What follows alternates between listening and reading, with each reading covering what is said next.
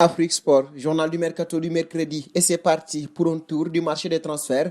Commençons ce numéro du côté de l'Italie avec la vieille dame. La Juventus Turin file tout droit vers un nouveau sacre en Série A. Si la vieille dame devrait, sauf cataclysme, être championne d'Italie, elle le doit en grande partie à la très bonne saison de son attaquant Cristiano Ronaldo, auteur d'un doublé face à la Lazio. Le quintuple Ballon d'Or a inscrit 30 buts en championnat. En grande forme, le Portugais en fin de contrat en 2022 du côté de la Juventus Turin ne devrait pas plier bagage cet été, selon les dires de Fabio Paratici, directeur sportif du club, alors que Cristiano Ronaldo devrait donc être présent la saison prochaine, quitte de l'entraîneur Mauricio Sarri. Visiblement, l'ancien du Napoli n'a pas à s'inquiéter pour son poste.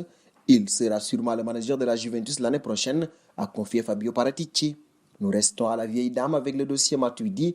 L'avenir du Français pourrait ne plus s'éclairer à la Juventus Turin, mais plutôt à l'Inter Milan. En effet, selon le Corriere dello Sport, la vieille dame et les Nerazzurri seraient en train de négocier un échange impliquant le milieu de terrain champion du monde avec l'équipe de France, une méthode qui a été déjà faite avec le départ de Miralem Pjanic à Barcelone, échangé contre Arthur en début de mercato. L'idée serait donc d'envoyer l'ancien parisien à Milan, tandis que c'est Diego Godin qui effectuerait le chemin inverse pour rejoindre la Juventus Turin un an seulement après son départ de l'Atlético de Madrid. Véritable idole des matelassiers, le défenseur uruguayen n'a jamais réussi à avoir le même impact sous les ordres d'Antonio Conte. Nous restons d'ailleurs autour des Français de la vieille dame, auteur d'une première saison moyenne sous le maillot de la Juventus Turin. Le milieu de terrain Adrien Rabiot ne serait pas satisfait de son temps de jeu cette année. Il y a quelques semaines, la presse annonçait que son entourage avait commencé à sonder le marché anglais en vue d'un éventuel transfert de l'international tricolore. Aujourd'hui, selon les médias Tokyo Fichajes, des négociations seraient en cours entre Arsenal et les Bianconeri. Ces derniers estimeraient le joueur à 40 millions d'euros. Suite à la crise sanitaire qui continue de frapper, les Gunners n'ont pas les moyens de mettre cette somme et un prêt assorti d'une option d'achat serait à l'étude.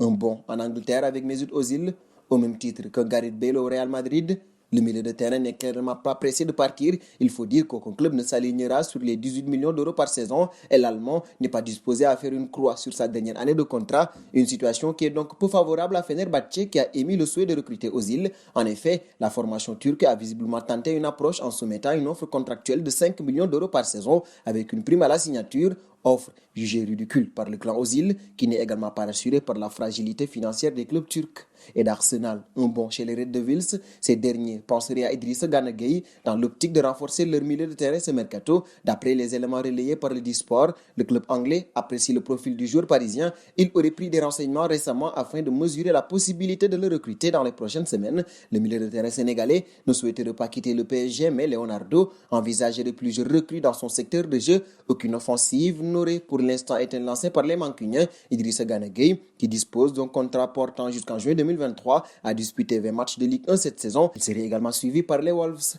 Des Red Devils, nous filons vers les Blues de Chelsea. Le club a trouvé un accord concernant les modalités du contrat de Kai Havertz. Les Blues vont tenter de s'entendre avec le Bayer Leverkusen concernant l'indemnité de transfert. Actuellement, le club allemand réclame toujours 100 millions d'euros, une somme que le pensionnaire de Prime League ne souhaite pas débourser. Selon Sky Deutschland, le conseiller technique du club londonien Peter Cech va s'envoler pour l'Allemagne pour négocier un tarif à la baisse. Chelsea se serait donné un prix maximum à ne pas dépasser. Ce montant serait de 77 millions d'euros pour racheter les 2 dernières années de contrat de l'international allemand.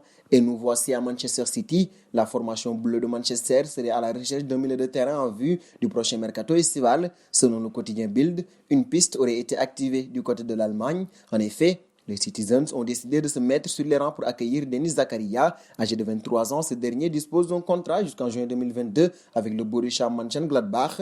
Apparu à 31 reprises cette saison, toute compétition confondue, l'international suisse serait estimé à 50 millions d'euros par ses dirigeants, une somme que les Sky Blues envisageraient de négocier aux alentours de 40 millions d'euros.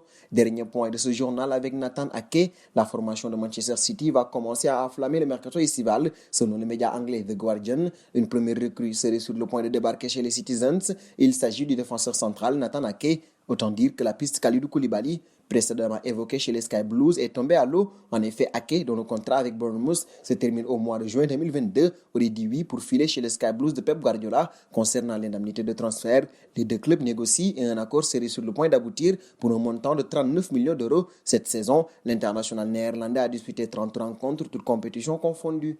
Et clap de fin donc pour ce journal du Mercato, chers amis internautes qui nous suivez d'un peu partout.